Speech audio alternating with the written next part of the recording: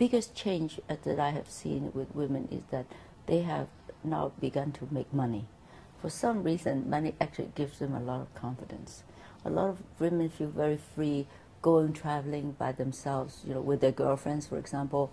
They would just go into a very important store and then write a check, and then that gives them ultimate freedom, actually. That's very powerful. A lot of people that work with me on charities, and they are very, very powerful women. They come to my house in their Bentleys and their Rolls Royces, and they bought them themselves, not their husband bought them. How does that do to the society? Well, there are a lot more divorce rates coming up, obviously.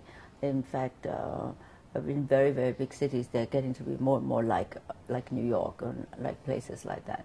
But there are also a lot of very, very a lot of marriages that stay married because of the children. The society is very strong still. I remember when I first got divorced, it was 1996, and people would come to me and say, the journalists would interview me and say, "Oh, do you mind if I ask you about your divorce?" It's as if it is something that I should be really ashamed of. And they're very nervous and very embarrassed about asking me the question. So now imagine, that was 1996, that was when I was divorced. Today, there are television shows that talk about sex, television talk about the problems with men and women, and a lot of people say, "Are you married?" Or say, "No, I'm divorced." They're very open about it today. Big difference, in terms of how the society accepts it. For example, even interracial marriages.